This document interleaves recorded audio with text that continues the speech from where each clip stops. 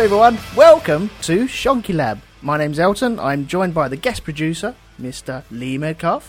Hello, here I am again. Again, yes. For the people that didn't join us in the chat room, we had a slight technical hitch with me not being loud enough for some weird reason. So we've done like a little pit stop, changed microphones, and here we are again. Yeah, it was a very fast pit stop, actually. Well done. It wasn't too bad, was it? I'm glad I had all that stuff on standby, just in case. Maybe we should do an episode on technical issues. I don't think I've had enough technical issues yet to actually have a show about it, but there we go. Yeah. When tech goes wrong. Oh dear. That's how the TV shows, just watching other people balls up, isn't it? And then laughing at them, and then one day it happens to you. Balls to that. Yeah, exactly. Right. Sounds like a plan. Anyway, so people listening to it on the podcast would not have joined us on the chat room. You can join us whenever we do record this live. It's on Mixlr, mixlr.com.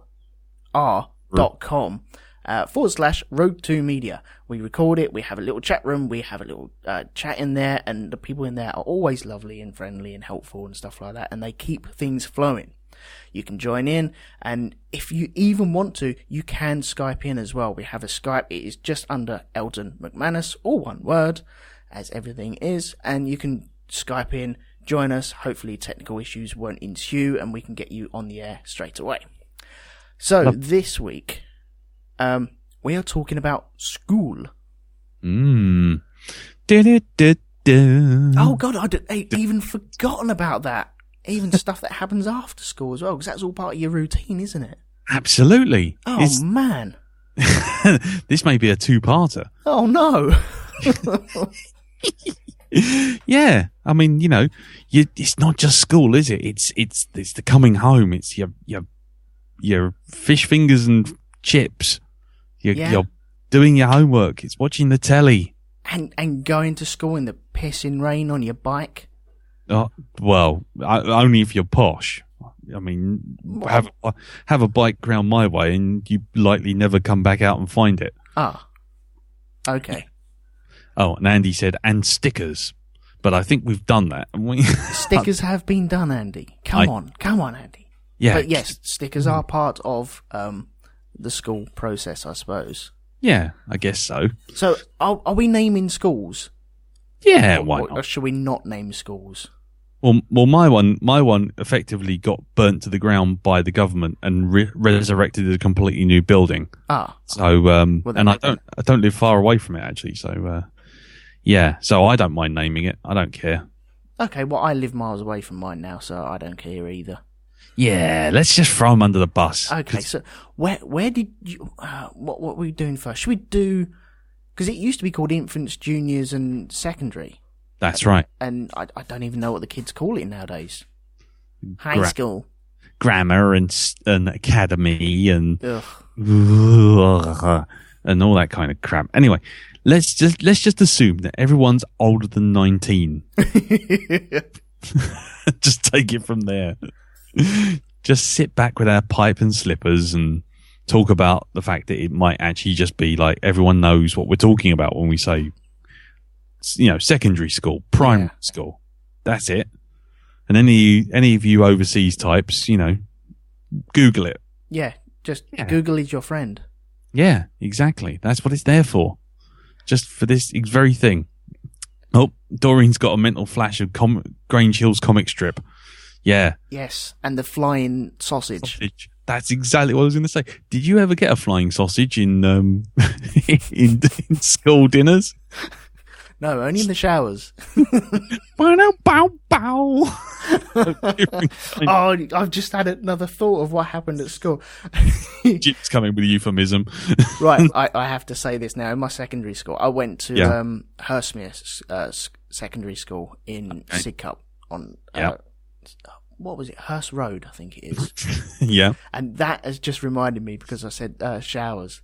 There was one kid, I will not name names, but it was the first time, because it was an all-boys school. Oh, yeah. You kind of have to work out your boundaries and what goes and what doesn't go.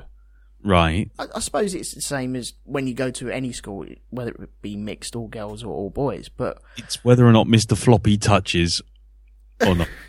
That's what we're talking about. Well, we all had... I think it was our first game of rugby. We first went out, we had all nice, pristine kits, never been used before. It's the very first time that we used them. We had like reversible rugby tops as well. Oh, right. So one had a red stripe on it and the other one was a plain white one. And so you would get caked in mud. And it was time for the showers after the rugby. And oh dear. One kid was so nervous about it, he brought his swimming trunks in. And well, everyone else has just gone in there in the buff. Yeah. Right. Yeah, but why would you? I mean, not that I'm saying that I wasn't that kid, because I was. Oh, I can't do public showers. What's the point of that, flopping your tackle around for everyone to see? Well, I think it's a rite of passage. You have to. It's rite of someone's passage. Yeah. I thought you had to do it. Did I go to the wrong school? Shit. Oh God, Gareth Thomas has said about lost property PE kits as well, but you have to do that. Oh no, we'll get to that in a minute. I mean, the showers were a constant terrifying thing for me in secondary school, because I had not been in a situation where I had to be nude with a bunch of strangers, and I wasn't the most, shall we say, athletic of children. I'm not even the most athletic of men.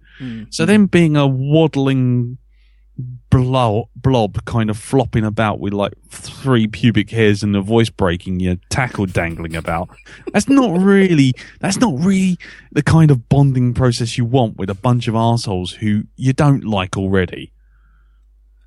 Right. Okay. Let's be honest. I mean, really. So you obviously went to a posh school. No, I didn't. No, it was in Sidcup. Yeah, it doesn't matter. It's just rugby. I mean, no school did rugby. Oh, okay. Yeah. See, Gareth Thomas, he was athletic at school and still hated the joint shower. See, the whole point is, that's it. You don't. What was the joy of going into? Hang on. I'm not saying there was any joy in going in these. Right. I'm not having fun going in there. I'm not rubbing my hands and going, I love rugby because, we get to have showers after. Did you have a little playful towel fight as well? Slapping each other's bottoms? Don't make me run. I'm full of chocolate. No, we didn't have that. No, I think it was more because there was only one kid that went in there with his swimming shorts, then that kid naturally becomes the font of everyone's pointing and laughing. You don't need to tell me. I fully understand this. It kind of screams, especially in an all-boys school, it screams, please pick on me for the next hour. Yeah. Well, yeah, but why? Why would that be? See, this is the thing, all right? I think we're going to come back to this a lot. I think we both had very different. Oh God, Gareth Thomas is going, that kid had bosoms. But he's got a boner. He's got a boner. Yeah, exactly. Why would you put yourself through that, and then have to sit around and talk like nothing's going on? I think you and I had very different school upbringings. I think you were like the school cool kid running around. God, no I way. bet you were, and I bet you were in with the in crowd, and you were being all flash and everything with your ball skills and your ball skills in the shower as well. And no, I bet think you wobbled about. I think I was one of these ones that could go in between the groups. Yeah, I wasn't in the elites. No, or the rejects. Yeah, and I was kind of in the middle and could talk to everyone and anyone.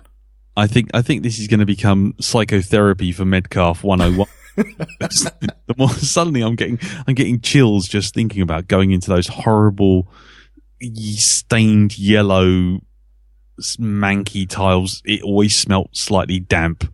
Carol's going to wake up in the morning and find you on your bottom in the shower with your swimming trunks on, just rocking backwards and forwards. Hugging myself, singing the theme to Crying Game.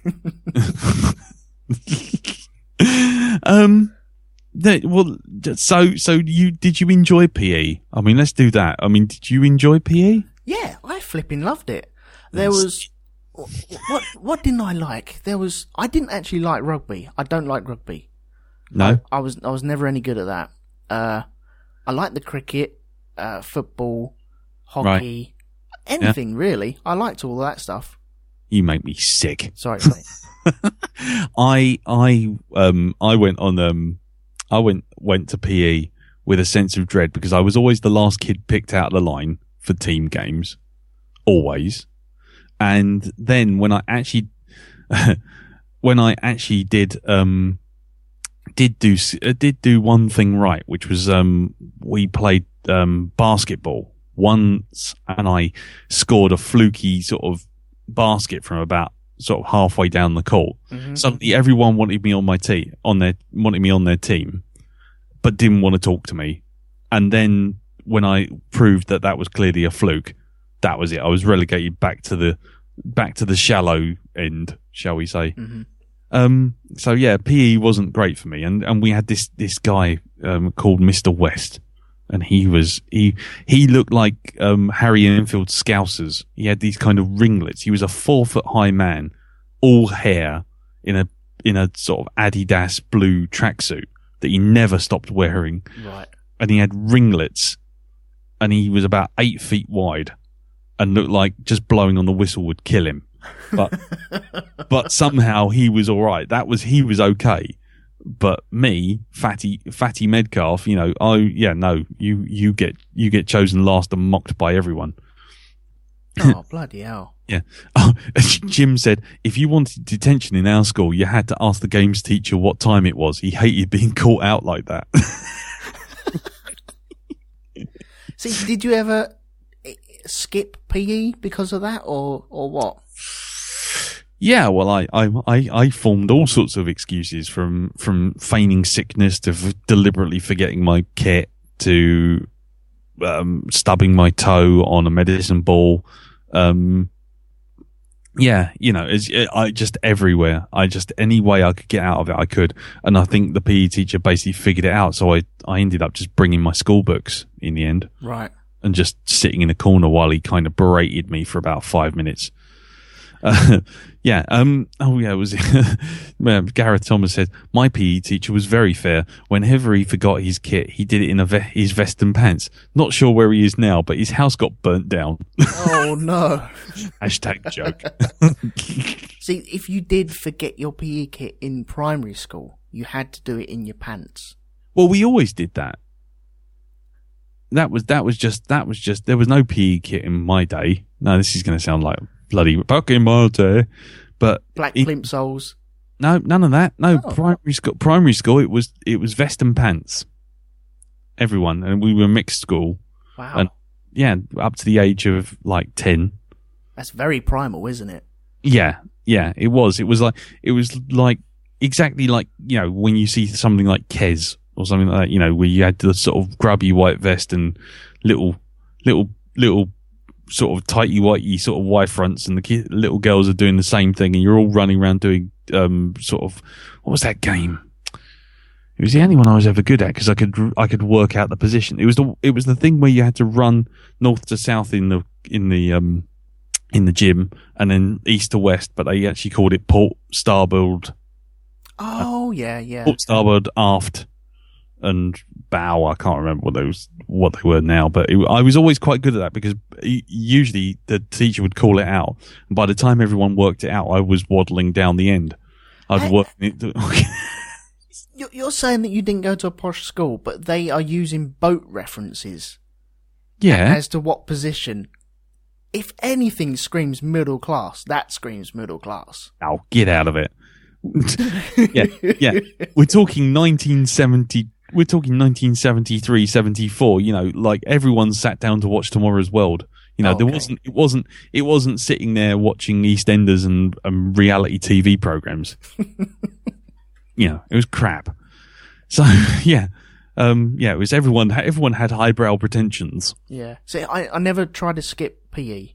There was once, one lesson I missed a lesson of badminton, and everyone was in the hall, and there was another kid who was who I got on really well with, and we were sat on the stage just watching the other players play badminton, and we were just chatting away. And every now and again, he'd disappear his face into his blazer. And we were, this must have been 4th or 5th year. So we're talking 15 or 14 years old. Yeah. And what I found out was he had an aerosol in his inside pocket. He was getting as high as a kite while everyone else was playing badminton. And every now and again he'd go, "Do you want some? Do you want to go?" I'm like, do you know what? No, I don't. It was just a butane bottle. But I thought, right. Pretty now, man. He was on poppers. He was on little butane poppers. You know the big yellow butane cans you can get to fill up lighters and stuff like that? Yeah. He had one of them in his inside pocket. Oh, wow. Just chuffing it away. Yeah, dear, those were the days. You remember when, glue sniffing and sniffing aerosols was a thing before where everyone discovered marijuana? Yeah. I tell you what, though, I always used to remember from school was I loved art class in secondary school because they had all those big, heavy marker pens with the xylene. You know, the one when you open up and you sniff the caps. Oh, the whole room could smell it. Yeah, and there was this teacher called art teacher called Miss Doherty. I'm pretty sure it was Doherty, and she later became my nemesis. So I'll talk about that later. But she was obviously always off her tits because there was like trays of these pens, various colours, and half of them the lids were left off, and you'd open the door into the art room, and it was like, oh God Almighty! Yeah, it was great, but you did know you were walking into an atmosphere that was not conducive to health. Very different safety regulations back in those days. Yeah. Doreen was saying about smells and saying like the new book smell was amazing, but I didn't have a new book. Never had new books. No, I never really had new. I suppose like your notebooks that you had to write in. That was all right. That was always nice to get one of them. But did you have a thing where you had to cover your book? Yeah, actually, funny enough, Gareth has just brought that up, covering them up with wallpaper. Oh, okay, yeah. Wrapping paper or brown paper or whatever. Yeah, what was all that about? No idea. I never quite got that. I thought Gareth saying it's to protect them. I never got that because I got some naff wallpaper that my parents had sort of scraped off from their hallway that we were redecorating. There was a big sheet of, and I thought, oh well, I'll just do that. And it was kind of beige with brown stripes, and kind of the stripes themselves were kind of like velveteen or whatever it was, like a angora or something. Not angora, velour. Yeah.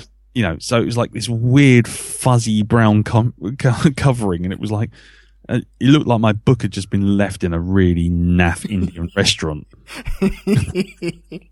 There was a kid, because you always have two types. Yeah. You get the lucky sod that gets all that clear stuff, so you can see straight through it, so it looks really professional. And like his mum obviously spent 20 minutes just doing it for him. Or you have the other kid who gets wood chip wallpaper that's left over, and that's all they've got. Oh God! See, I feel like basically I'm becoming the guy that you guys used to mock. I feel like I'm bullying you at the moment. I do apologise. No, it's okay. It's okay. Yeah. Andy was saying that he used to put sticky back plastic on his one. He was it. It was him. It was him. Always the one with the plastic one. The clear polythene. Yeah. And Jim had screaming orange striped 70s wallpaper. See, mine was leftover wrapping paper, like birthday present wrapping paper. Yeah, Doreen had left off wallpaper. So there you go. See, I'm not alone. Yeah, wrapping paper was odd because it would always say something like happy birthday or something, or have balloons on it and make you look really odd. Mm. You'd be the odd kid coming out, and it wasn't. It's paper meant to be torn, so yeah, it's thin. It's very thin. It wouldn't last very long. No, it didn't at all. The problem with that is, if you've got a roll of it, then all your books, all your notebooks, and if they're all the same size, they all get covered in the same wrapping paper. And so then you spend half the day picking out your book, looking through it. No, that's not the right one. Putting it back. And doing that again and again, every single lesson. Yeah. Yeah, absolutely. You'd be sitting there completely unaware of exactly what on earth what book you were pulling out. Though I could always tell my science one because my teacher, Mr. Ward, used to love printouts. I think he just bought a printer or something. And well, he was in the 70s, so he probably didn't have a printer. I think he just gained access to the photocopier. But so I never actually wrote anything in the book. All I would do was write on the sheet and then stick it in the book. So basically, you're taking an A4 sheet and putting it into an A5 book every time. So the book by about midway through term, it was about 3 times the size. It was like Sean Connery's Grail diary. It was kind of a big fat thing. It was like, yeah, that's definitely the science book, because you take it out and it'd be like dumph as you hit the floor with it. Well, I have that now when I go look at parents' evening, when I go to see my kids' stuff, and everything's folded over and glued in. You think, flipping out, man. Yeah, that's a great way to keep the environment in it. You know, not only have a book that you could write in, but have a book and put more paper in it. Yeah. Nice. Wonderful. Okay, right. Teachers' names. I think we can just go with surnames. Okay. Any peculiar names that you had? Oh, I've got a couple. You see, because I've got 2 main ones. One is one from my school, my school history back in Mallory Secondary School, just up the road from where I am now. And the other one is that Carol used to be a secondary school teacher, and I used to sort of frequent the sort of social circle of teachers. And there was one who sort of started the same time Carol did, and her name was Sarah Isles. She was a religious education teacher, Sarah Isles, and basically, well, how can I put this? She wasn't married, so she was Miss Isles. And it took the kids approximately 30 seconds to work that out, and immediately became, oh, missiles has gone ballistic. Missiles has gone off. Missiles has got, yeah. And it's like, oh God, that's the most unfortunate name. And she's so timid. Oh no. So the kids would just run roughshod right over her. So that was that one. Hello, Andy, by the way. Hello. Yes, I was going to say the other one I had was my design and tech teacher, who had a German surname he was called Mr. Vonke. Unfortunately, because it was German and his surname was Vonke, it was actually spelt wanker. Oh no! He was Mr. Wanker, and he was at great pains to tell everyone that it wasn't wanker, it was Vonke. Which I'm sure made it all the better. Exactly. No, but he was kind of a typical 70s teacher. He had like the big bushy moustache, and he looked like he'd obviously modelled himself on Dennis Waterman, sort of post Minder, or early Minder, sort of Sweeney era. So he wasn't a guy to mess with. But the fact that his name was Mr. Wanker was brilliant. So that's my one. Oh, and Jim says on the chat, we had a science teacher called Nigel Waterfall Brown. Nigel is a shit. Who sounds like a terrorist cell. Do you think these people had gone through like a really terrible thing and they thought they'd become teachers so they could inflict punishment onto students for the next generation? Well, there's no way he got through school with a name like that. Well, he would have been German, so he wouldn't. I meant the Waterfall Brown one. Sorry. Oh, Waterfall Brown. No idea. Yeah. But Miss Isles. I mean, she just didn't didn't see the connection until we were all sitting in a pub, and all the teachers are sitting in the pub, and she started saying stuff about the kids mocking her, and suddenly we put the connection together, and it's like, oh, she's Miss Isles. Oh, that's wonderful. That is. Anyway, and for what it's worth, Darren tried to go out with her once. Anyway, moving on. Hey, whoa! That's a story there. Moving on.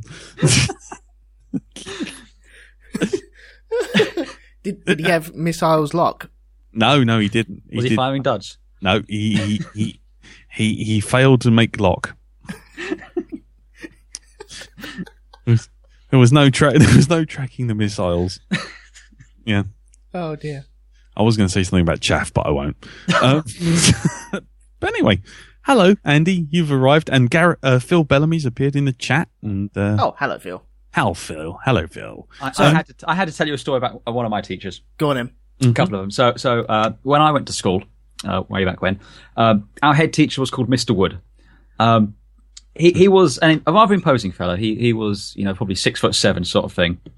He used to walk around with, the traditional schoolmaster's kind of gown, kind of like the university one sort of thing. So like he'd have his tweed suit, and he'd always have his gown on, and his university gown.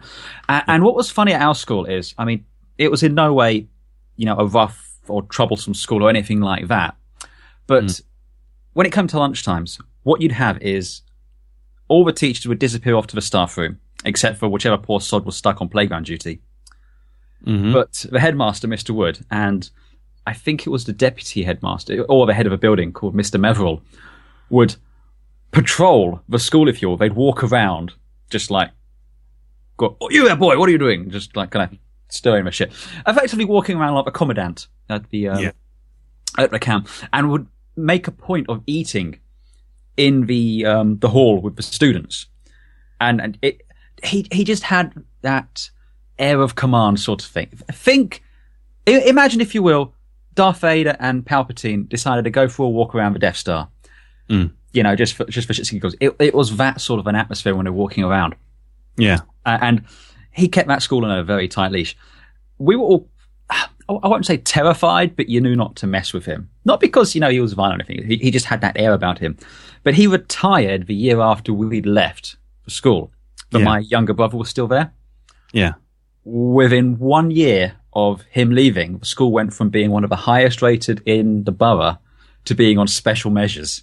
Nice. Because the second the new headmaster came in, who was all kind of like we're all going to get on well, and it's all this new age sort of, we're all going to embrace, I'm going to say it, hippieism and stuff like that sort of thing. That school went to shit, and it continued to decline until quite recently, when it was finally closed and brought under new governorship, or whatever it was.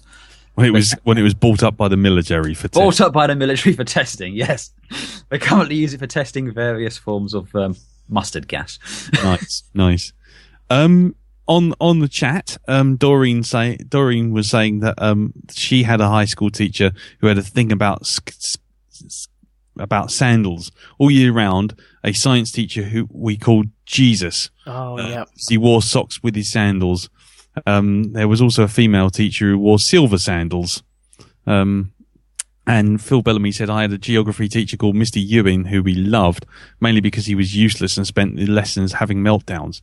And Gareth Thomas was saying, did anyone have cool teachers?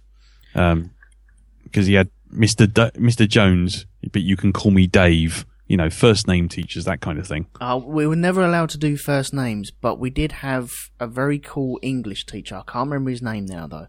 But every now and again, we'd all be doing our lesson, and he'd just start telling a story, and he'd tell the most frightening stories. Yeah? To a class of 30 12-year-olds, I suppose. Yeah. And every now and again, he'd bang on his filing cabinet to make us all jump. And it must have been hilarious for him to watch 30 kids' heads just jump up and down.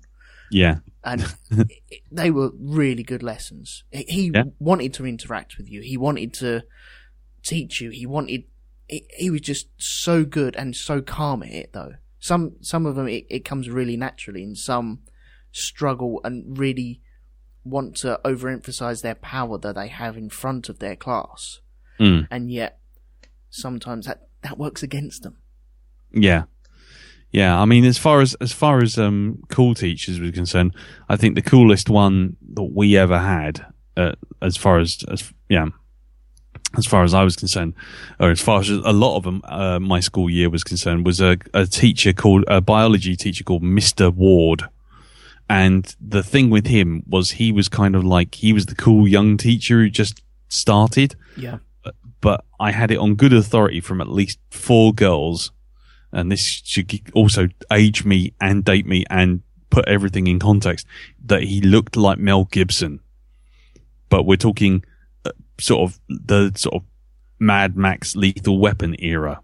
Yeah, Lethal Weapon, the first one. Yeah. Yeah. The sexy Mel Gibson as opposed to Mel Gibson, the anti-Semite nut job.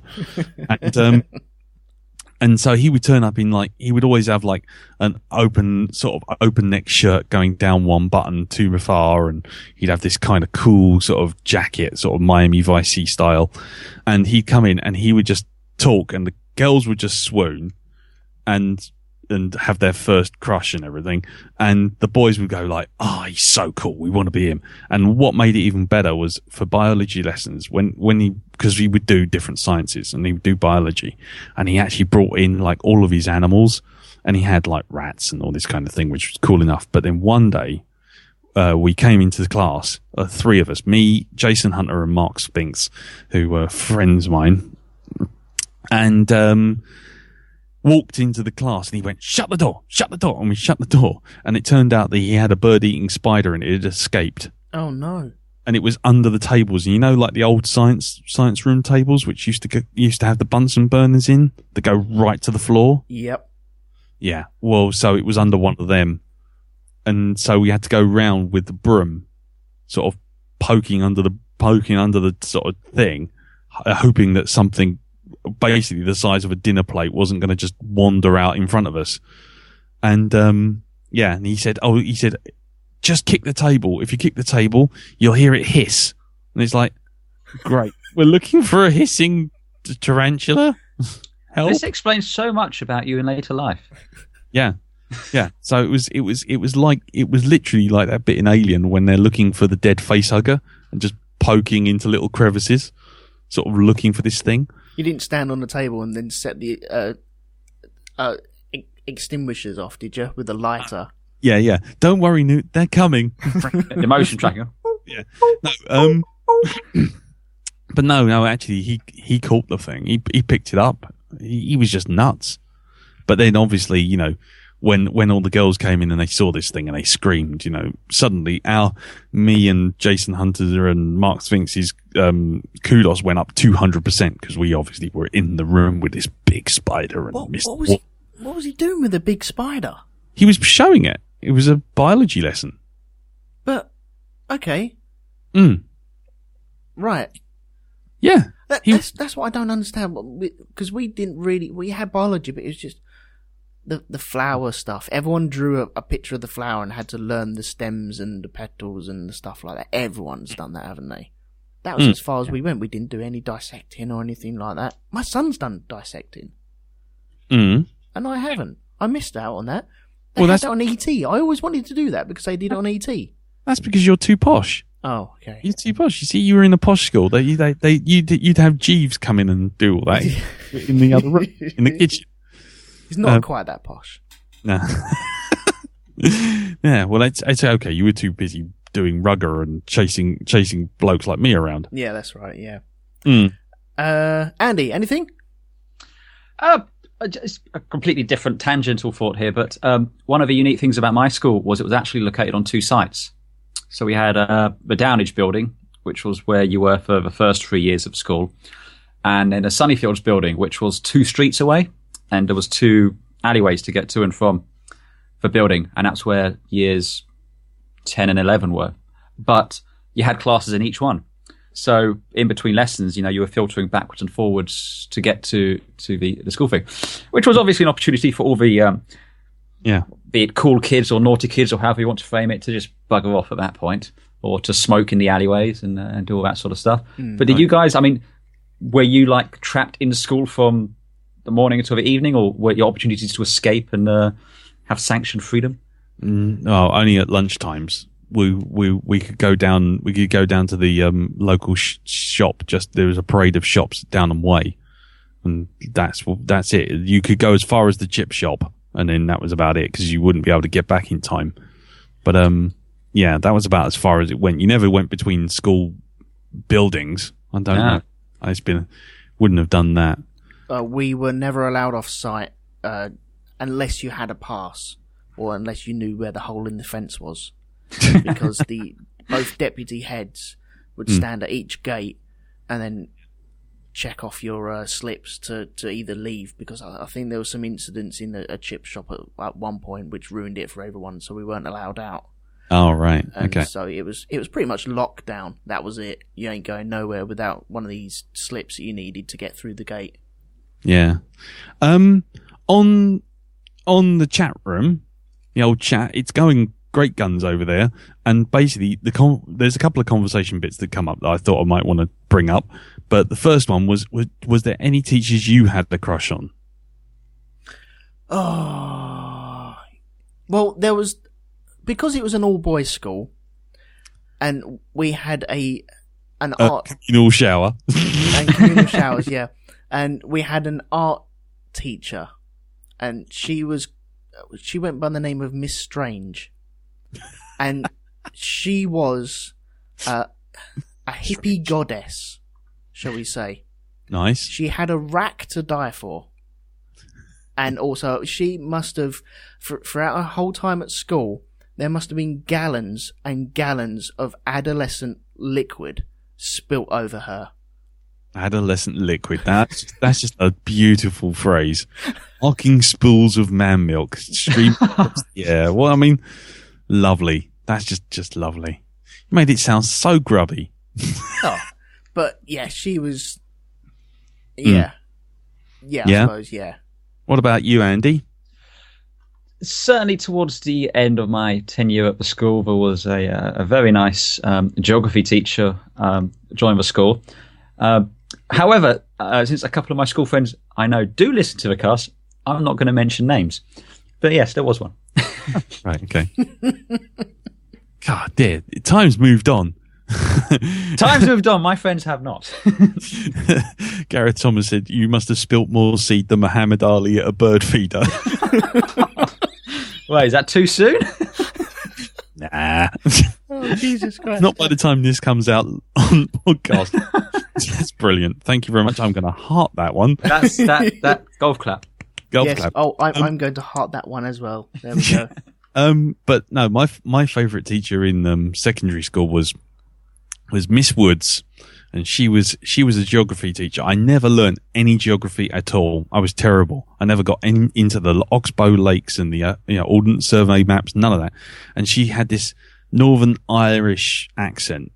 And she was a little diddy lady. She was very thin and diddy, but she'd speak like this, and she'd be like, sit down, will you? And there'd be all this kind of stuff. But the thing is, then when she started to talk really softly, she'd be talking like this to you, and you'd be like, yeah, that's nice, because everyone's keep talking. And she'd be in your ear. She'd be like, so, if you want to know how an Oxbow Lake goes round, I can help you there. You can just do this. And you're like sitting there going, this is making me feel really funny. and then you'd notice that basically, because she was quite a slender frame, and she was quite a young lady, she never wore a bra. So she'd lean over to help you, and as 13-year-old boys would do, you're presented with a full view, like the Death Star trench. Oh, two little gnome hats. They must know. Oh God, they must. And well, I if that was the case, then I'd really think I'm in sort of trouble.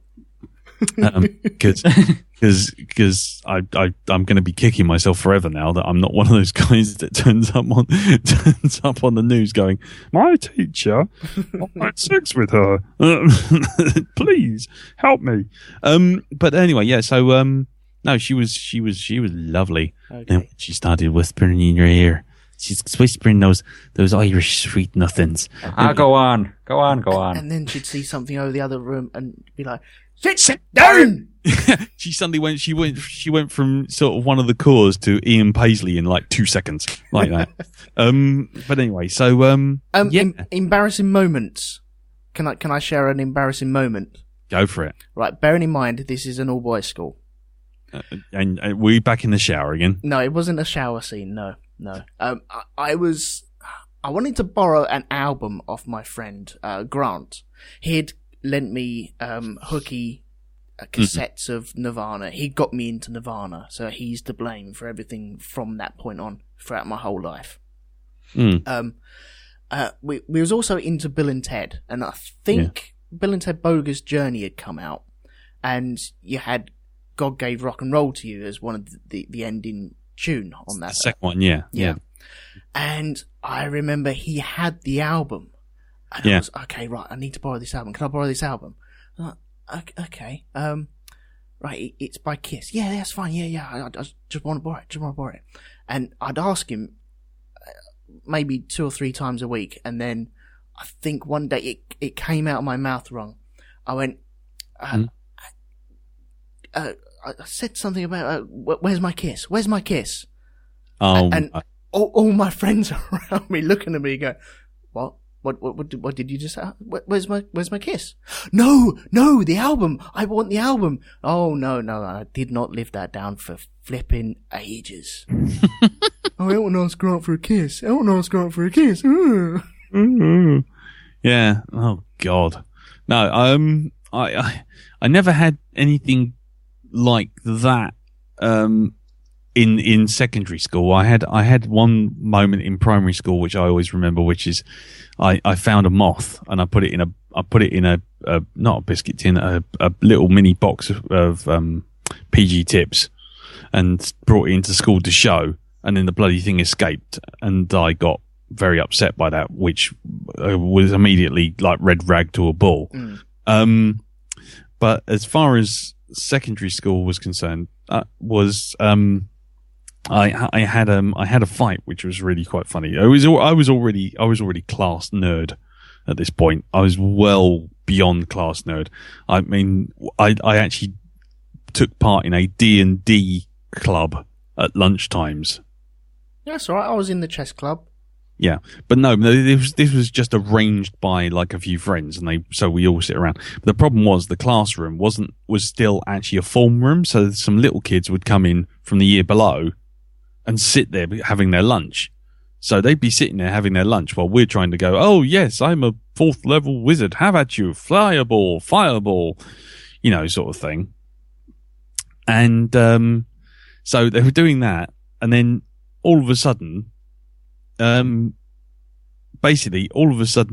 little kid came up and started taking the piss, and I wasn't the calm person I am now, and so I blew up like a rocket. I was like, "Rah, fucking gonna kill you, kid," and all this sort of thing, and I kind of roared and shouted and stomped, but I never really did anything. I never laid a hand on him or anything. And he turned around and he went, I'm going to get my brother on you. And then off he ran, in tears, because I'd basically just been shouting at him. And I'm sitting there like, well, I'm a 4th year. There's only the 5th years above me and I can talk my way out of that. And I'm thinking, I've got this in the bag, nothing to worry. Suddenly, the world's biggest 3rd year came in. And he just walked up to me and he went, "Did you hit my brother?" And I went, "Nah." And I got that bit out. And next thing I know, he punched me. He had boxing lessons and he basically punched me right in the nose. I fell back, hit the window, fell forward onto him. And in a desperate bid, completely unable to see because my eyes were already swelling up, I basically grabbed him by the nipples. And we kind of did this weird sort of dance where I sort of had him I tweaked both of his nipples and I'd lifted him up. Were you trying to milk him? No, I was trying to turn him off like an old ham radio. I was like, "Nah!" And was sort of spinning around in the middle of this room. And then he just basically turned around and he just popped me on the side of the head, right in the temple.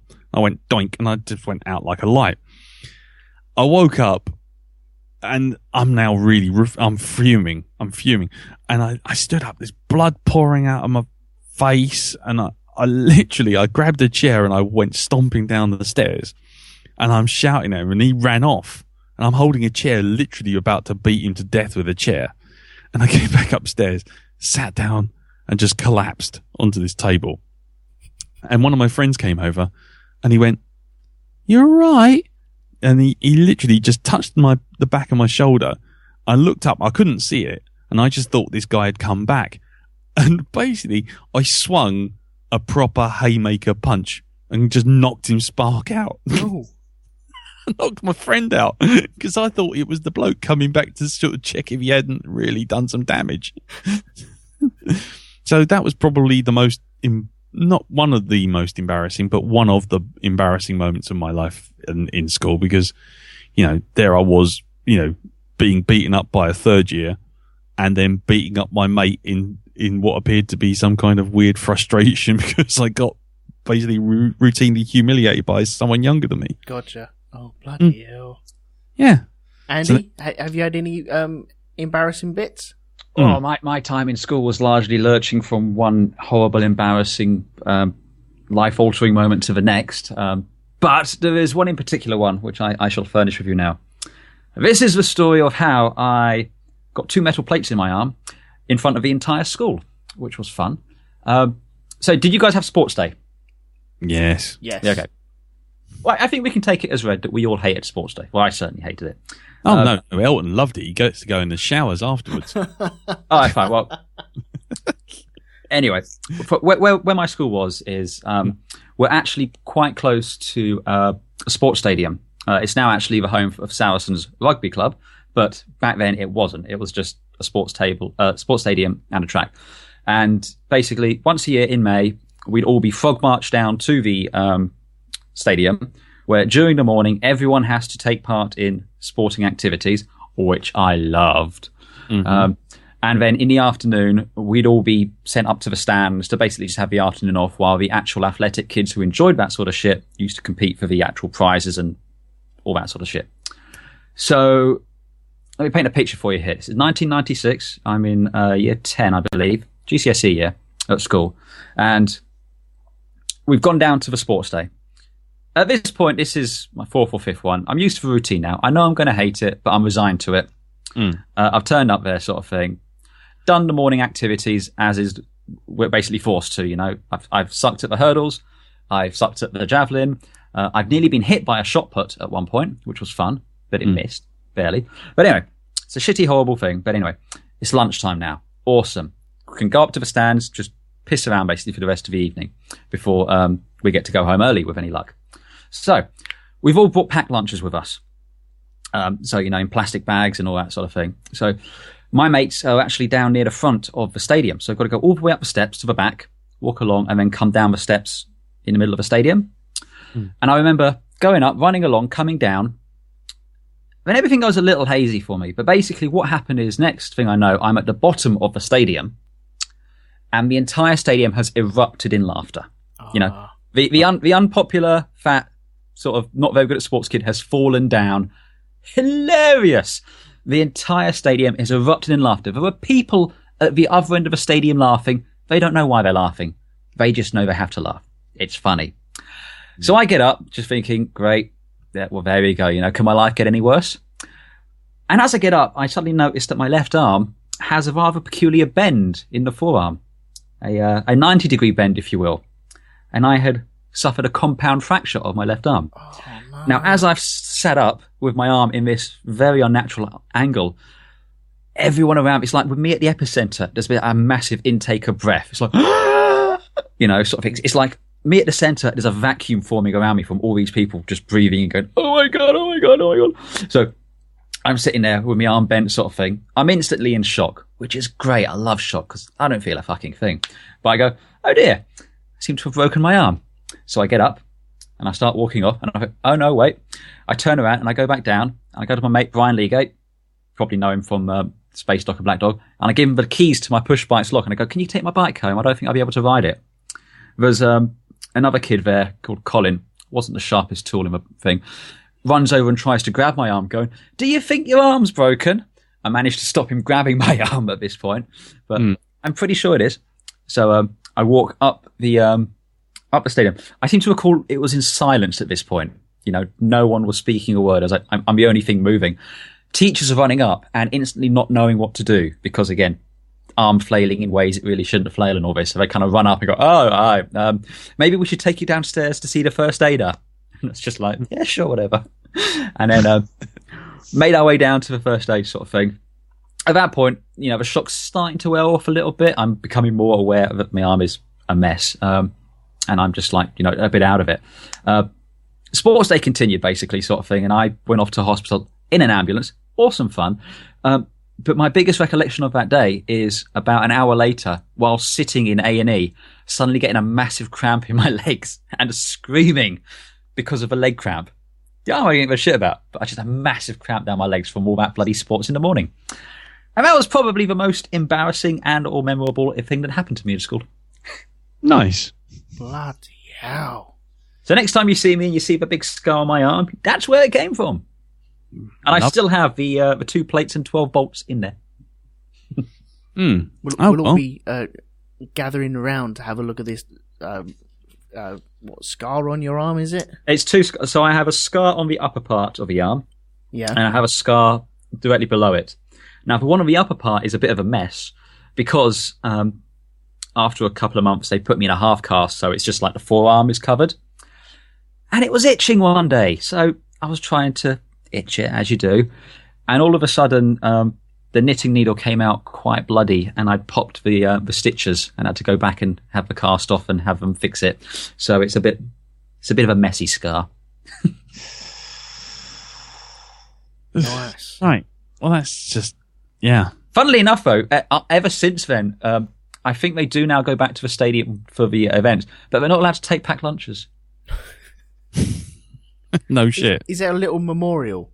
I think there should be. Are you on a safety? Have you changed the school rules?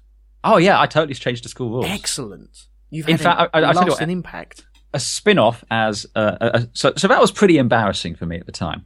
Well, actually, at the time I didn't really give a shit because I was in shock, but it was pretty embarrassing.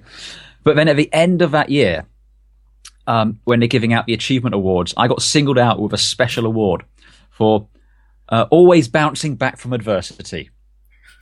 Or bounce off the ground.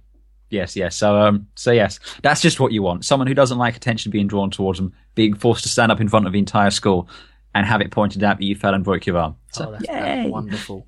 Nice. Right.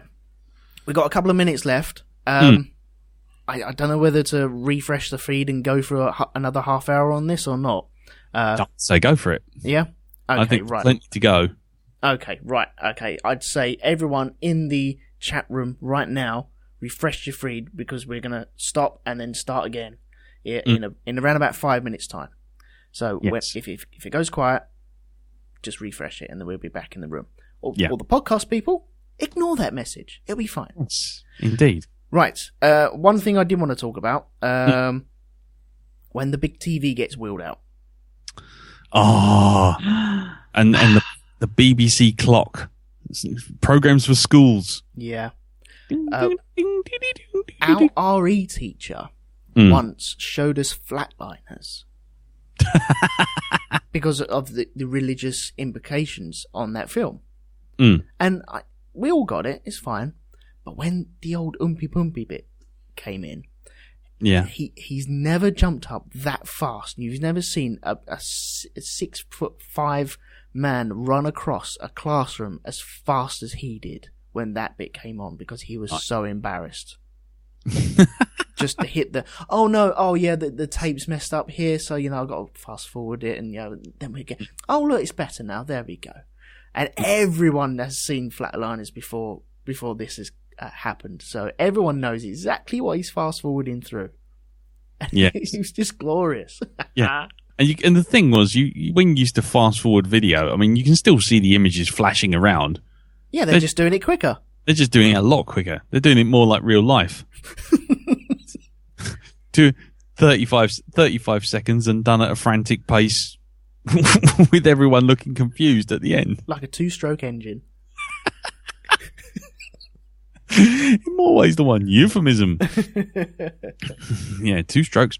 Yeah, I mean, I always remember the TV coming out, and it was like, this is going to be great. This is going to be great. And then it came out for about 30 seconds, and I'm thinking, this is brilliant. Here we go. We're going to watch telly for work, for school. And then it would be sitting there, like on that clock with, which used to be the BBC clock, and it used to be just that little marker sort of counting down very slowly. And then all of a sudden it'll be like some kind of science program that's been parodied by by Peter Serafinowicz, Look Around You. But it was just embarrassing, because it'd just be like a white screen and a bottle, and then this music goes, and then a bloke in a beard who's about 60 years old just wanders out and goes, "This is sodium chloride. Sodium chloride reacts with water. Let's see. Experiment 1. And it'd just be like, not edited at all. Yeah. It's like about 5 minutes of him unscrewing the bottle and then taking the thing out the bottle, filling the jar up with water, dropping the thing in the water, watching it fizz for about 5 minutes. As you can see, this is effervescence. Effervescence. And then basically right across the middle of the screen would come the word, done in really naff. And like after about a minute of this, you suddenly realise, oh fuck, we got a whole lesson of this. This is worse than the teacher. It was just like sitting there. So the TV was always one of those moments of magic wonder, and then you'd realise, oh no, actually we got BBC programming for schools, and we'll be here for hours. That was terrible. Yeah, sometimes they were glorious, and sometimes they were utterly, utterly boring. Yeah. The only thing I got, and I know we've only got about 2 minutes, but the only thing that I did was my English oral exam, which actually I did on the movie Aliens, which I actually did a review and a breakdown of the whole thing and explained everything, and then had to use the video of the film, clips of it, to actually explain what I was talking about. And I got away with actually showing the entire class Aliens. I brought in Alien and Predator, and we watched that throughout a whole lesson once. Really? Yeah. See, posh school. Yeah, maybe you're right. See, you'd never got away with that with my school. I mean, literally, it was just a case of having to remember what the counter was on the VHS. Go, right, okay, counter number 557. Stop. Played it. And there was big press buttons as well. None of these sort of remote control bollocks. Right, okay. Yeah, we had Alien, so I was worried because we put Alien on in the first hour. Well, 45 minutes is pretty much quiet and build up. Yeah. But everyone was just glued to it. Yeah. And I was sat at the back of the class going, they're watching Alien. It's freaking brilliant. And then like the bell goes and then you don't get to actually see anything. And everyone's like, no, bring it in again next time. Okay, yeah, we'll do.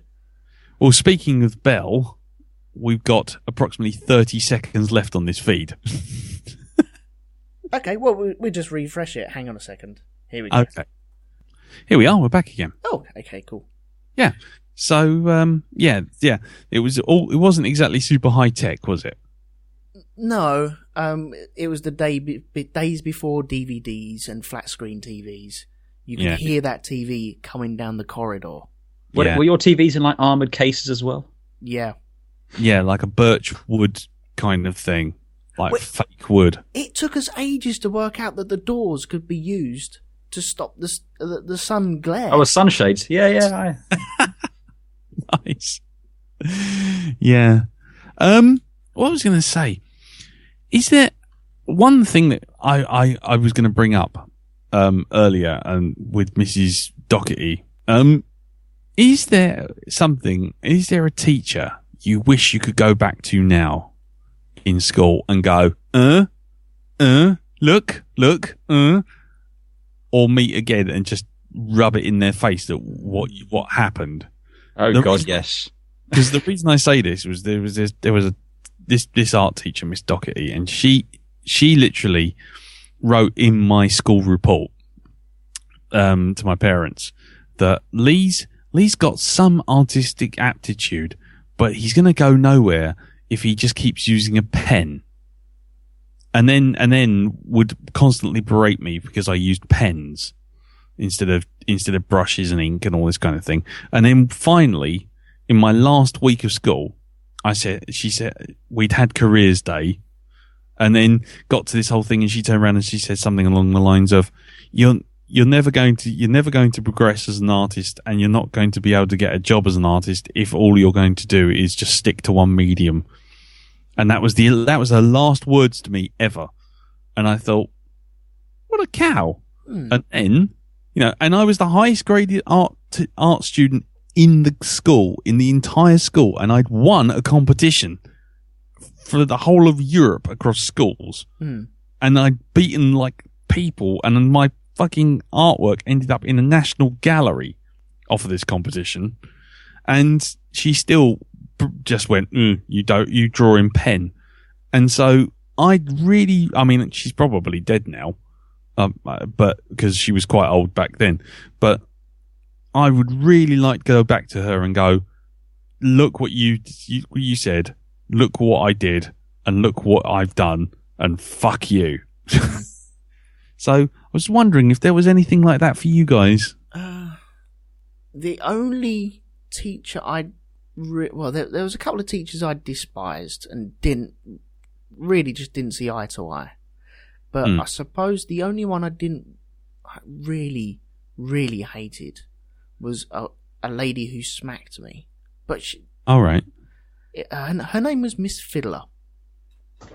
Now, nice. I don't think you'll be allowed to have a teacher's name like that anymore. I think it might be frowned upon. Yeah. We had BBC Micros, and they were quite new in our junior school. And me being me, if there's a button, I need to touch it. And Mrs. Euphemism. I was a bit of a sod, I suppose. Like you said, I probably was in the middle of the bullies. I probably got bullied, and then probably bullied people to negate being bullied. And I think that happened quite a lot. But I think that was a cycle of life in schools. I don't know if it happens now, but that's the way I saw it anyway, or justified it. Yeah, it's easy to do when you're the one on the outside, you bastards. No, I have been the one on the outside and the one on the inside. Trust me. Trust me, I have. But I was walking past this computer, and with the BBC, you had to let it load. And so we went out. Oh, was it the Spectrum? What was the one with the rubber keys? The Spectrum. The ZX Spectrum, yeah. I think it might be in the Spectrum instead of the BBC, because that was the newer computer. And we went out for play, and bearing in mind I'm like 8 or 9 at this time. And we come back in from play, and it's still loading. And so, me being me, I have to press a key on my way past, don't I? And that just stops everything from loading up. I've pressed something and it stopped it from loading. Yeah. And so she asked the whole class, has anyone pressed anything? Has anyone touched anything? Because it stopped loading, and now we can't do what I wanted to do when we all got back into the class. Yeah. And I was silent, and everyone else was silent, and everyone else knew it was me. And I was just quiet. I was like, no, no, I've gone too far now. I'm not going to raise my hand and then admit it. And this carried on for maybe 20 minutes with just her asking, who was it? She probably knew it was me. Probably saw me do it as well. Yeah. And in the end, I did turn around. Yeah, it was me. It was me. And so she made me stand up, and she smacked me in front of the whole class. Now, I don't blame her for it, really. Yeah, because it was telling me off. I don't smack my kids, but no. I've had smacks before, and that's what happened then. And I just hated her from that point on. I think maybe later that day we had to make masks, and we were told, no dowdry colours, no darks, no browns, no blacks, no nothing like that. We want colourful stuff. And I was like, no, I want to make a bear. And so we got that, the squares of paper where you had to lick to stick them down. Yeah. God, I hated them things. Yep. Oh, they were disgusting. I can still taste it now. Yeah. That's why I'm glad we don't lick stamps anymore. But I started making my bear, and I was like, no, I'm going to make a brown bear. I want a brown bear. I don't want a colourful bear. I want a brown bear. Yeah. And she told me off for that, and I got smacked for that as well, because I made a brown bear instead of a colourful glitter one. There's kids putting like glitter on and sparkly stuff and sequins and like. Yeah. Bears don't have sequins. Bears don't have glitter. Bears have brown fur. So that's what I want to make. And so I'd like to just go back to her and just put two fingers up to her and say, bleh. Yeah. Yes, you're right. I didn't amount to anything, but I don't care. Bleh. You did. You've got this wonderful podcast, mate. Yeah. Apart from that, if she's listening, thank you very much. Patreon, but by the way, can we have an iTunes review? Because I haven't had anything from a Miss Fiddler yet. On the subject of teachers who were a pain in the ass or whatever, we have Frog Stomper on the chat saying we had a typing teacher who would hit you if you used the wrong fingers on the wrong keys. Oh, yeah. And Gareth Thomas saying that's strict. I think I had a bald rubber thrown at me a couple of times too. Apart from that, I was well behaved. You just reminded me of something. He had a teacher who jabbed him in the ribs with a pen. Oh, we had a science teacher who put a car rearview mirror on his blackboard so he could see what was going on in the class. Nice. Now it's kind of genius. It's a genius idea. But you was always wary of it because you'd be looking into it, trying to do something, looking into it. And, he's looking at me. Oh, nuts! But it is such a cool idea. Why don't teachers do that more often? Yeah. Well, I don't know. Maybe because they've really all got eyes in the back of their heads, I guess. Yeah. I think they just review the CCTV footage afterwards now, don't they? Oh, yeah. Yeah. Check where their trackers have been. Yeah, exactly. Check all the ankle bracelets with the trackers on them. Yeah. You were saying earlier. You were saying about a vivid smell from school, Elton. Did you remember that Copydex glue? That like really foul, fishy, smelly stuff. Ah, yeah. What was that one? Is that like the yellowy stuff? Yeah. Latex glue, wasn't it? Yeah, something like it. Just whenever it came out, it was vile. Paper glue. No, it was kind of like that, but it was thicker. It literally, when you took the cap off, it was like rubber holding the cap where he spilt some of it. And I guess it might have been sort of banned by the time it got to you, Elton, because this is your age. But then again, Andy's a fetus and he's younger than you. Yeah, he is. Yeah. So it can't be that excuse. Are these the glues where they had like a slanted lid and kind of a wiper built into the lid, and so you turn the glue bottle upside down, squeeze the glue onto the paper, and then use the lid to wipe it across? No, they came in little bottles, and you unscrewed the lid, and then there was a brush built into the lid cap. And like Lee said, when you got the older bottles, they'd have effectively turned to rubber. It was like a latexy sort of thing. And it would make this kind of noise as you kind of pulled it apart. Yeah. It was one of those ones where when you're bored, you kind of like be peeling the residue off of the lid of a thing and then flicking it across the class, because what else are you going to do? Yeah, it used to bounce really well. Yeah. But you could also do what I used to do, because I had dry skin. This is really weird. This is a weird one. But I still have dry skin. And what I used to find was if I put some of that Copydex over my hands, not only could I have this kind of really weird, satisfying thing where you peel it off and you get like a whole sheet and it's like a mold of your hand. Yeah, I know exactly what you mean. But also my hands would go really soft. So it was like kind of really weird. I was like, wow, I've actually got soft hands. Jim's going, yeah, he thinks it's PVA glue. No, I just posted a link because apparently they still make this shit. At least when you type it into Google. Yeah. Oh, there you go. It's actually used for adhesive carpets. You can glue carpets with it. We used to have it for sticky stuff in books. Yeah. Right, Like- in the chat, Yes. Gareth Thomas has come up with bad behaviour. Who had detentions? Oh, yes. Well, I'll go. You go first, Elton, because I reckon you were probably a bastard tearaway. I didn't have that many detentions, I don't think. No?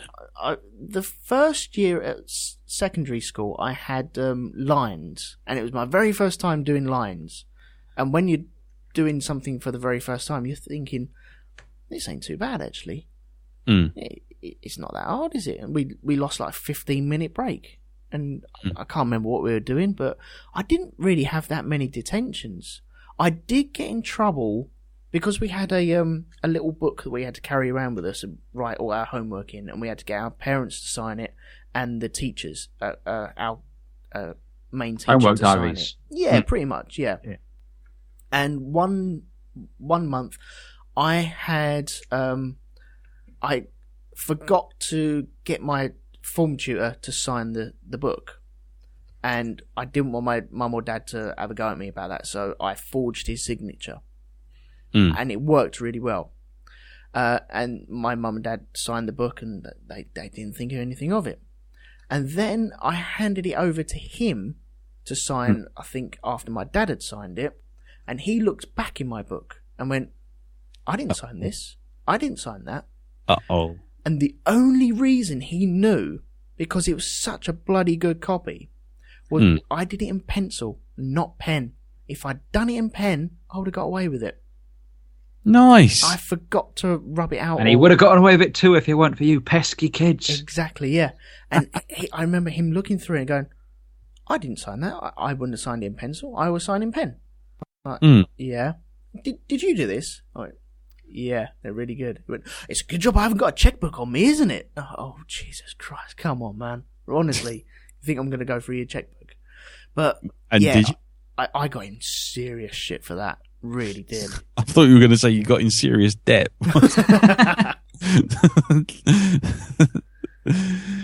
Yeah. I think the only time I really got into any kind of trouble, I mean, apart from that punch up I was talking about earlier, was with a maths teacher. Well, I'll be honest with you, we might come to grades in a minute, but I completely failed maths. Absolutely. By the end of secondary school, I totally and utterly failed it. And one of the reasons was we had one teacher who was rubbish. She was an old teacher. She was very close to retirement, and she obviously had just given up. And that was it. She had nothing else to say, nothing else to do, and the class would just run riot. But when she left, we got given this other teacher called Mr. Burton. And Mr. Burton, I always remember him because he was a very young guy, but he had no hair on the top of his head. He had like granddad hair, if you know what I mean. But he had these white flecks of shit in the corners of his mouth. That you just thought, just lick the corners of your mouth. It's just disgusting white gunk. And anyway, he was so tedious, and I'd learnt nothing from the previous teacher, that I would just get bored and I would just doodle spaceships all over my book. And one day, me and this other guy, Gary Carpenter, figured out this game where we could draw spaceships like battleships, and then we put our books together, and then we'd say, ships that were 2 inches long could have a ruler shot that would be like 4 inches long. So you draw laser beams from the spaceships and you could blow them all up. And we worked out this kind of weird battleship thing, and we would spend whole lessons just doing this. And then one day it got out of control when I actually brought in a drawing pad especially to do it. And the teacher caught me, Mr. Burton caught me, and he lost his shit. Because he'd obviously clearly been noticing that we'd been doing this for a while and hoping it would just go away. And he was just like, right, you've been flaunting my authority for so long, sort of thing. and we were in this kind of, like I say, mental phase that essentially math lessons just didn't work, didn't do anything. And he turned around and he started doing all this stuff, and we just laughed. And that was it. Straight to Miss Parkinson, the head teacher. Straight to detention afterwards. There was no do not pass go, do not collect 200. But as soon as you laugh at a teacher, though, you're on a whole road to hell. Yeah, that's it. There's no coming back from that. But in this day and age, modern day, what would have happened? The first thing that happened was I guess, if it was like one of the sort of, these mums who blame everyone for everything, you could imagine that a parent would have been down saying, well, if you just taught my son maths better in the other classes, then he wouldn't have done this. But no, as it was, I got absolutely reamed by the my head teacher and I was in a lot of shit. Didn't stop me though. I did it next lesson and lesson after that as well. Yeah. There was a guy I used to sit with all the time. I'm still in contact with him now, so I won't bring up his name just in case. But we were sat in science lesson, and he was a flipping good artist. He was really, really good, and he just had a natural knack of bodies and hands and stuff like that. All the stuff that's really hard. And he used to draw. He used to like Conan the Barbarian and stuff like that, and ninjas and stuff. And he make the chest out. Yeah, he drew Conan, and then he drew like a damsel in distress, all chained up, and totally naked, utterly naked. And then he did like another naked woman next to that, and another naked. Me being like 11, 12-year-old kid looking over his shoulder, going, "Oh man, that's really good." Trying to remember it for later on. Yeah. The teacher saw us looking over at his drawings, and he calmly walked over, doing his little spout to the class about science and stuff like that, and he stopped next to him while he was drawing, and he put his hand down on the piece of paper, grabbed it, picked it up, looked at it, folded up and put it in his pocket. didn't say a word. Yeah, I'll save that for later. Yeah, I'll be in the staff room. I'll be in my bunk. Not a word was said. It was just, I think it was more the embarrassment of me and my mate. Nice.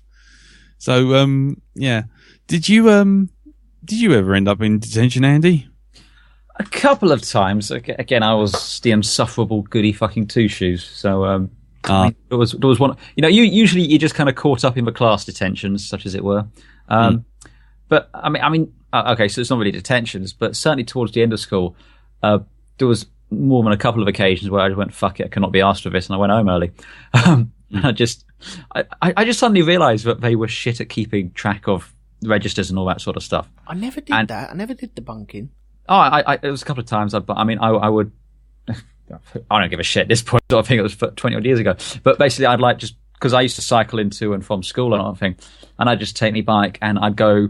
I wouldn't go straight home, obviously, because you don't want to accidentally bump into anyone that might be asking why you're doing that. So I'd cycle through the park and take a gentle stroll, so that I'd be kind of arriving home at about the time I was meant to. Which, I used to enjoy that on occasion. It was nice, peaceful and quiet, because again, it was kind of like a first taste of the world when all the fucking shitty school kids weren't around, which is awesome. Because prior to that, the only time you'd really experience it is if you were sick, and then you're not going to be out experiencing the world. And it was magical. It was like, wow, it's so quiet, and, it's just pleasant, and there's no buses full of fucking school kids going by, and, did you guys have rival schools at all, incidentally? Yeah. Oh, yes. Oh, okay, so didn't have to worry about Hendon School being out and about or anything like that. It's just, whatever, we're just kind of breezing along, loving the world. It was awesome. Okay. We got a bus to school, the 51 bus. Oh, yeah. And on the way back, a couple of times, that was the place for planning fights. And I always shied away from fights because I'm rubbish at fighting. I hate it. I hate even the thought of it because I'm just a scaredy cat. And there was many times where something would kick off and then 30, 40 kids would just charge downstairs off the bus and form a ring around two people on a bus stop, and I'd be sat at the top of the bus going, I'm not getting involved in that, I just want to go home and have a cup of tea. And in the distance, as the bus drove away, you could see these kids piling in on each other. And I'd always ask what happened the next day, but I just didn't want any part of that whatsoever. But I'm sure that's just part and parcel of where I was growing up. Because of rival schools, you would have rival schools getting on our bus. But I didn't understand that.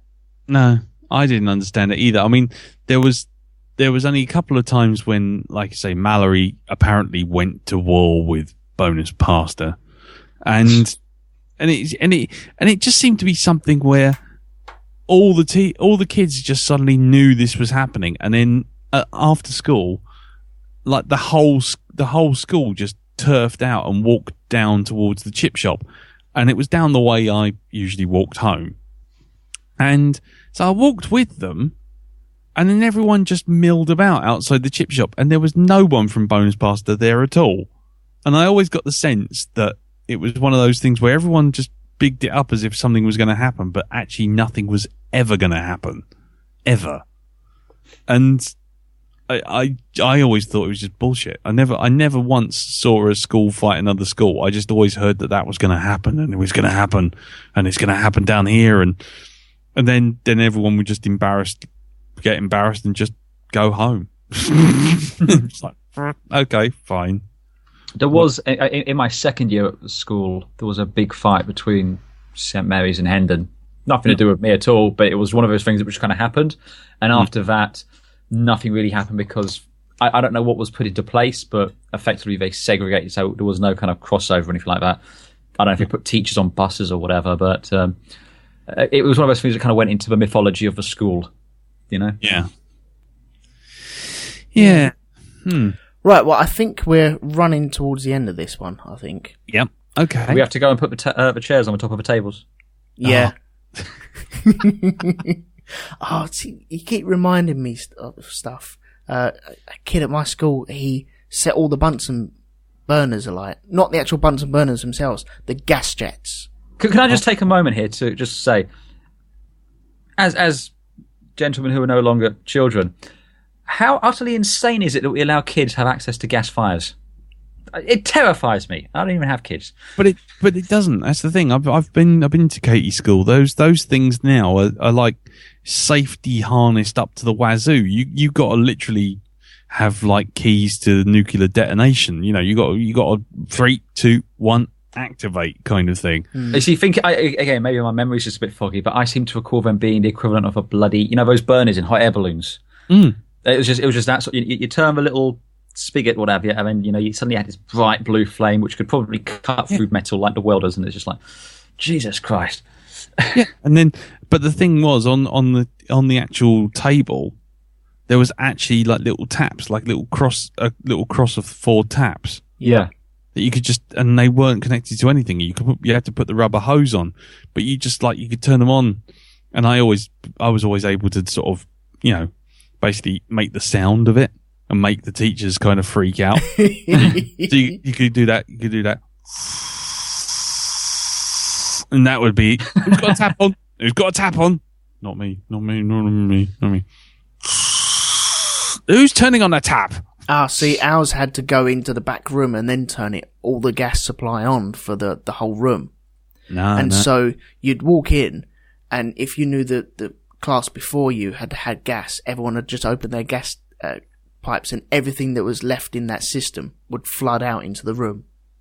And then it'd be gone. You wouldn't get anything else extra. Yeah. Okay. Well, no, ours was just always on. It was just always on, and it had that very distinctive smell. Yeah. Yeah. That gas has. Yeah. I know the gas has, but back in the day, science rooms were a magical place that just smelt really odd. Yeah, they did. Yeah. And chemicals and gas, and There was one incident with Brian Leagate managed to lose quite a bit of his fringe when he introduced magnesium powder to an open Bunsen flame. Oh, yeah. That was entertaining. Yeah. Oh, yeah. Well, the science accidents, there's lots to choose from. But I was going to say the one thing I was going to bring up before we wrap this up was school lunches, packed lunches, or did you go to school dinner? Okay. If so, what did you have? Right. I didn't have school dinners. See, that was the posh people that went school dinners. Mm-hmm. We couldn't afford that, so it was just sandwiches. And I'm sure I've said this on Shonky Lab before, but anyway, I'll say it again. My mum would make me either peanut butter sandwiches or Marmite sandwiches. That's all I would eat. But she'd get the butter out the fridge, and then it'd tear the bread, and it'd just all lump into one big ball in the middle, and it just made me heave. I couldn't stand it. And I did tell my mum, don't do that. But every morning I'd still have sandwiches there, and so I'd have to take them with me. And every day I wouldn't eat them, and so they'd sit in my bag. And then it got to the point where I was getting home and going, okay, I've got 3 sets of sandwiches now. So I had a head bag under my bed, and so I'd put them in that, and I'd think, oh, I must get rid of them one day. But mum and dad always noticed something in the bin. They always would. And so it now occupies an area the size of East Anglia. Well, the days would continue on. They'd go into weeks and then months, and then my dad came in going, "There's a funny little whiff coming from your bedroom, and it seems to be from under your bed." Okay. Hang about. Where are you going with this? Well, he opened up this head bag, and there must have been about maybe 2 months worth of supplies of moulding sandwiches where I just didn't want to eat them. Oh man! It was just because I was caught in between a rock and a hard place on how to get rid of these things. And sometimes I would get rid of them at school, and there was days where I'd get rid of 3 or 4 in one go. I'm like, I really must keep on top of this because I don't like doing this. This is getting a bit stupid. And I could smell it, but then all of a sudden it was my bedroom, so sometimes I couldn't smell it. And so I ended up with hundreds and hundreds of sandwiches under my bed. Yeah, mouldy sandwiches. I was going to say antibiotics by the end of it. By the sound. Oh God, yes, to the point where the bread had turned into penicillin, but also the stuff that it hadn't turned into penicillin was brittle. Oh, it was so stale. You could wedge doors open with it. It was so fluffy. It was too cute to throw away. Yes, nice. Kind of. Yeah. Gareth Thomas said he had packed lunches because he couldn't afford school dinners. Sandwiches, chocolate bar, bit of fruit, and crisps. But basically, the thing I always had school packed lunches, but my mum always used to wrap them up really tight in cellophane. The sandwiches. So what happened with things like peanut butter sandwiches is they dry out, and so you got this sort of. It became like essentially a sausage roll, like a mini roll with peanut butter in it. And, and again, you can't have peanut butter now in school in packed lunches because people might have peanut allergies. Everyone's got an allergy now, haven't they? Everyone's got an allergy. But anyway, moving on from that, maybe we should have a grumpy old man cast for that sort of thing. But yeah, so we'd have that, and then Mum would insist on leaving like an apple or something in there. So you'd have this rolled up bit of sandwich wrapped in cellophane, which now I guess someone's going to call a carcinogen, and then you got this piece of fruit, and then there's this big 4-finger Kit Kat, and it's like, well, I'm going to eat the 4-finger Kit Kat, I'm going to nibble on the sandwich as the bits that I can extricate from the cellophane, and the apple just stayed there. And basically it was a war of attrition between me and my mum. It would I'd not throw the apple away, and it'd come back in my little lunchbox, and then she wouldn't put another apple in there. She'd just leave that one. Until one of us gave up. Either one of us threw it away, or she said, "Why aren't you eating your apples? Eat your bloody apple." She said, "No." No. I had packed lunches for a period, but then one of the things I figured out was if I helped a couple of my mates put the chairs away in the dining room, I got free food. So that was kind of awesome. Got a slice of pizza and everything, which was very nice. Looking back, I'm pretty sure it was terrible pizza, but it was pizza, so it was like the best thing ever. Yeah. So I didn't discover pizza until I was in my 20s. Oh wow. I missed out on that. But one thing I would say just with lunches as well, school lunches, was I always used to go and meet Darren at lunchtime. And I go down and he always had this thing where he'd have fish and chips. And he'd sit down and he'd do fish and chips. And I always remember this. And I remember that to the day I die, because it always freaked me out. He would basically have the fish right in the middle and the chips around the edge. And then he would take ketchup and he'd just literally turn that fish bright red. Oh, no. And then what he'd do is he'd smooth it all off with his knife. And I always remember he did that. And then he stopped doing fish and chips, and then he had a sausage roll, and so it'd be sausage roll and chips, and I'd sit down with him there and watch him again do the same thing. He'd get like a whole sachet of tomato sauce and just go right over the top of it, and then smooth it off. So it was basically like a tomato ketchup log. Oh my God! What is the matter with that man? I was thinking the exact same thing, and he complains about the hipster bars. Yeah, I know. But no, it always used to make me laugh, that one. But sitting there, but that was my abiding memory of school dinners. Getting those. And just moving on. Gareth Thomas has brought up another thing. If you did have lunch, but packed lunches, what lunchbox did you have? Because he had a Snoopy one, a big red plastic Snoopy box. Right. Oh, the matching ones with the flask that would come along with it. Yeah. Oh, do you remember them? They're so cool. Oh, yeah. Well, I actually found out, I was up in my parents' loft a couple of weeks ago, and I found somewhere hidden away up there, for God knows what reason, there's still an Empire Strikes Back red plastic lunchbox up there. Nice.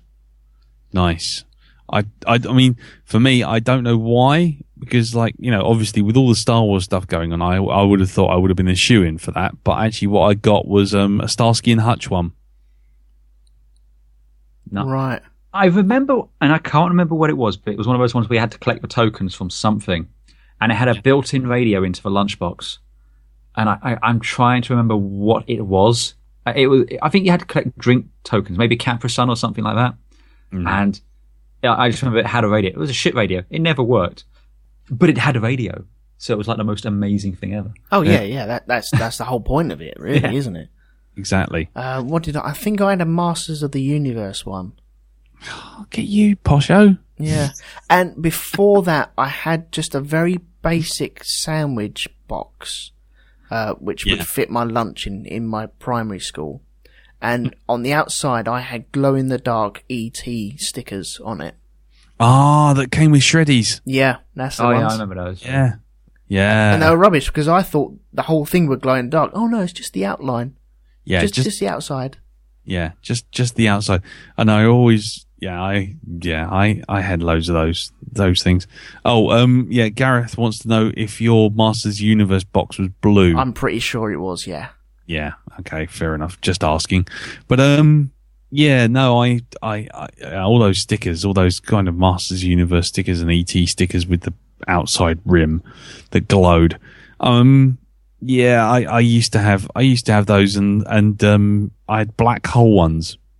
Oh, okay. I had a Vincent and a Maximilian and loads of old Bobs, because obviously those were the ones that weren't very popular, but they were the cheapest one to produce, I guess. Yeah. But hold on. Yeah. Andy just posted up a picture of his one with the Darth Vader. I found that picture, yeah. But but the other thing I had was Shrinky Dinks. Do you remember them? It rings a bell. Is this something about putting something in the oven? Yeah, basically it was a sheet of plastic, usually about the same size as one of those Panini stickers. Yep. and you would colour it in, and it was like a clear piece of plastic, and you colour it in with like felt tip pen, and then stick it in the oven. And when you did that, it shrunk to about the size of like a little pedestal key. You know, the keys that you get for your desk. Yeah. And it would shrink down to about an inch. And because it shrunk down, it got thicker. So it would become go from a sheet of paper to essentially something like the thickness of a Lego brick. And all the colours would get super intense because they've gone from like thin to melted down. And you used to get all shrinky dinks, and we used to have shrinky dinks at school, swapping them out. Do you know you can still do that today? Shrinky dinks? Well, okay. You know the cheap crisp packets? I'm sure I've said this one as well. You've got to make sure it's not a foiled. Jim's jumped straight on it with a link as well. Planet Science. Go on. So carry on. Yeah, go on. Yeah, crisp packet. If you get the 10p Raider packets, yeah, and you put them in the oven and they shrink, and then you have a miniature little crisp packet. It is awesome. Wow. There you go. Gareth, look, we used to microwave crisp packets. I bet that worked well with the silver foil ones, Gareth. That's why he's got a door embedded in his face. Yeah, that'll explain why that house burnt down to that teacher of his. But yeah, wow. Yeah, I'm looking at the instructions now. Preheat the oven to 250 degrees C. Eat your crisps. Clean the crisp packet using water and washing up liquid. Dry it. Cover the bottom of the baking tray with foil. Put the crisp packet on the foil. Leave the crisp packet for 2 to 3 minutes. Ask the adult to take the baking tray out of the oven. It shrinks it. Yeah, it's brilliant. Wow. So I feel I have to ask the question. Yeah. Why? Why? Because you can. Yeah, because you can. Why not?